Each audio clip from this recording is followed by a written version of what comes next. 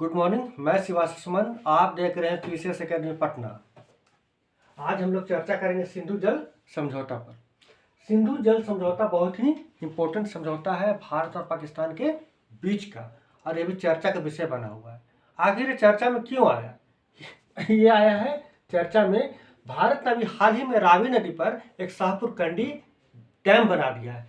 Shahpur candy dam बना दिया है, जिससे क्या हुआ कि रावी नदी का जितना भी जल है भारत और पाकिस्तान जाने से रोक देगा।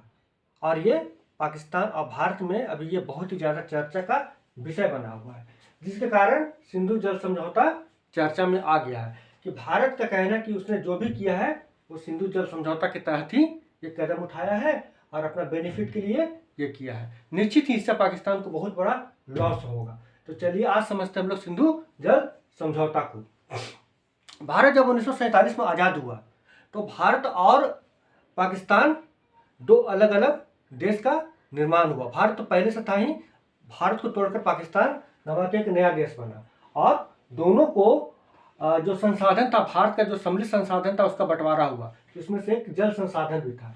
तो देखिए यहाँ पर देखते हैं हम लोग, ये सिंधु नदी है, यहाँ मानसरोवर से निकलती है, प्रमुख नदी सिंधु नदी है, और इसके अन्य सहायक नदियां हैं, जिसमें से एक झेलम है, चेनाब है, रावी है, ब्यास है और सतलज है। तो इस जल जो है, ये जल जो है भारत में भी बह रहा है और पाकिस्तान में भी बह रहा है, लेकिन इसका बंटवारा कैसे हो, इसके लिए एक सिंधु जल समझौता किया गया, ताकि दोनों लोग जल का सही से इस्तेमाल कर सके, इसके लिए कोई तनाव नहीं हो। तो यह समझौता 19 सितंबर 1960 को कराची में हुआ। 19 सितंबर 1960 को कराची में हुआ। लागू लेकिन हुआ 12 जनवरी 1961 को। जब समझौता हो गया तो लागू लेकिन 12 जनवरी 1961 को हुआ। कुछ फैक्ट पहले देख लेते हैं हम लोग, फिर आगे चर्चा पर आएंगे हम लोग। समझौता के लिए भारत और पाकिस्तान के बीच मध्यस्थता करने के लिए विश्व बैंक सहमत हुआ, और विश्व बैंक के मध्यस्थता से यह समझौता हुआ। अध्यक्षता किए, इस समझौता का अध्यक्षता किए यूजीन आर ब्लैक। यह हो सकता प्रश्न पूछते, ये इंपॉर्टेंट है। अध्यक्षता कौन किए थे? तो यूजीन आर ब्लैक। और मध्यस्थता कौन किया था? विश्व बैंक किया था। बड़ा इंपॉर्टेंट है, ध्यान रखिएगा। परिणाम, इसका परिणाम क्या निकला? तो ठीक है, समझौता तो हो गया दोनों देशों के बीचों में, और परिणाम निकला कि एक अस्थायी जल आयोग का गठन किया गया। एक अस्थायी जल आयोग का गठन किया गया, जिसमें से भारत की तरफ से एक आयुक्त का नियुक्त किया गया, पाकिस्तान की तरफ से एक आयुक्त का नियुक्त किया गया, और सालाना इसका बैठक किया जाना था। एक साल भारत में होगा और एक साल पाकिस्तान में होगा, ताकि समझौता को सही तरीके से लागू रखा जाए। ठीक है, जब सिंधु जल समझौता हुआ तो भारत की तरफ से तत्कालीन प्रधानमंत्री पंडित जवाहरलाल नेहरू शामिल हुए, और पाकिस्तान की तरफ से तत्कालीन राष्ट्रपति आयूब खान शामिल हुए। समझौता के तहत जो समझौता हुआ, सिंधु जल समझौता, समझौता के तहत पूर्वी नदियां पर भारत का अधिकार है। पूर्वी नदी कहने का मतलब जो ब्लैक से लिखा हुआ है, सतलज, ब्यास और रावी, ये पूर्वी नदियां हैं, है ना। इस पर भारत बिना रोक टोक का जल का इस्तेमाल कर सकता है अपना फायदे के लिए।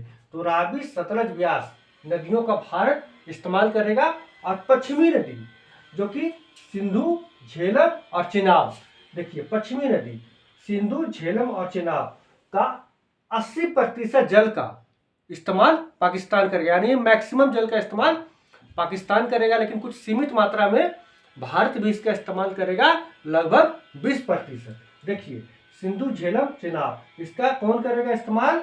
तो पाकिस्तान करेगा, लेकिन सीमित उपयोग, लगभग 20% का आसपास भारत भी इसका उपयोग कर सकता है ना। भारत उपयोग करेगा तो कैसा उपयोग करेगा वो भी बता दिया कि run of the river project चला सकता है। Run of the river project, ये बड़ा इंपॉर्टेंट टर्म है, इसको हम समझा दे रहे हैं, है ना। Run of the river project चला सकता है, यानी 20% तो कर सकता है। तो run of the river project होता क्या है? तो run of the river project होता है वैसा प्रोजेक्ट जिसमें जल के जो प्रवाह उसको रोका नहीं जाता है। पानी बह रहा है, उसको बहने दीजिए। आप जल विद्युत, छोटा मोटा जल विद्युत परियोजना चलाना चाहते चलाइए, खेती बाड़ी करना कीजिए, लेकिन आप डैम वगैरह, बांध वगैरह नहीं बना सकते हैं, पानी जल को रोक नहीं सकते हैं। वही रन ऑफ द रिवर, बहता हुआ पानी में आप इस्तेमाल कर सकते हैं। आप डैम और बांध नहीं बना सकते, पानी को रोक नहीं सकते हैं, वैसा प्रोजेक्ट आप चला सकते हैं, जिसके लिए भारत किशन गंगा प्रोजेक्ट और पकलडुर डैम बनाया है ना। इधर से पश्चिमी नदी पर, और इधर भारत, इधर तो भारत का पूरा अधिकार था रावी सरहद ब्यास को यूज करने के लिए। तो रावी नदी का जल को यूज करने के लिए पूरी तरीके से रणजीत सागर बांध बनाया, सतलज नदी के जल को यूज करने के लिए भाखड़ा बांध बनाया, और ब्यास नदी के जल को यूज करने के लिए पंडोह बांध बनाया। और अन्य अगर देखिए अन्य स्थिति देखिए कि पानी का बेहतर उपयोग करने के लिए भारत ने ब्यास सतलज लिंक का स्थापना किया, इंदिरा गांधी नहर का निर्माण किया, माधोपुर व्यास लिंक का निर्माण किया। ये सब भारत निर्माण क्या किया कि पूर्वी नदियों का जल को पूरी तरीके से इस्तेमाल करने के लिए।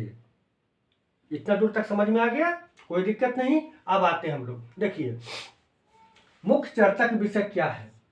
ये तो है ही है कि भारत ने भी रावी नदी पर शाहपुर कैंडी डैम बना दिया था। देखिए जब 18 सितंबर 2016 को भारत में जब उरी अटैक हुआ था, तो प्रधानमंत्री मोदी ने कहा था कि जम्मू कश्मीर में रक्त और जल एक साथ नहीं बहेगा, और ये इशारा था कि भारत अब जो यहाँ से बहने वाली नदियां हैं उसका जल का मैक्सिमम इस्तेमाल करेगा, और पाकिस्तान को जो बेनिफिट देता था, मतलब अपना हिस्सा का भी जल दे देता था, उसको अब रोकेगा।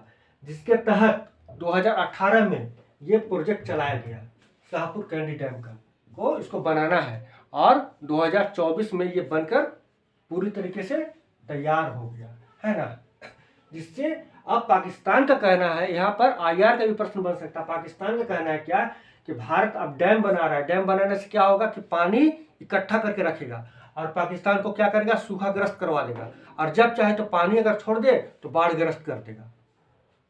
पाकिस्तान को इस बात का डर है कि भारत अगर डैम बनाना शुरू कर दे तो क्या कर सकता है, पानी को इकट्ठा कर लेगा। जब पानी इकट्ठा कर लेगा तो पाकिस्तान में पानी कम जाएगा तो सूखा पड़ सकता है, और चाहे तो पानी पूरा खोल दे, डैम का पानी खोल दे तो बाढ़ग्रस्त कर सकता है। यानी पाकिस्तान का आरोप है भारत पर कि वो रिवर टेररिस्ट का काम कर रहा है, वाटर टेररिस्ट का काम कर रहा है, जबकि ऐसा नहीं है। भारत जो कर रहा है अपना सीमा में और सिंधु जल समझौता के तहत कर रहा है। हाँ, पहले क्या होता था कि अपना बेनिफिट भी पाकिस्तान को दे देता था, अब अपना बेनिफिट को शेयर नहीं करना चाहता, क्योंकि एक तरफ आपको हम जल दे रहे हैं, दूसरी तरफ से आप मेरे देश में आकर उरी जैसा अटैक करवा रहे हैं, तो हम क्यों दे आपको। बस इसी कारण ये इसको कंप्लीट कराया गया है और ये चर्चा का विषय बना है।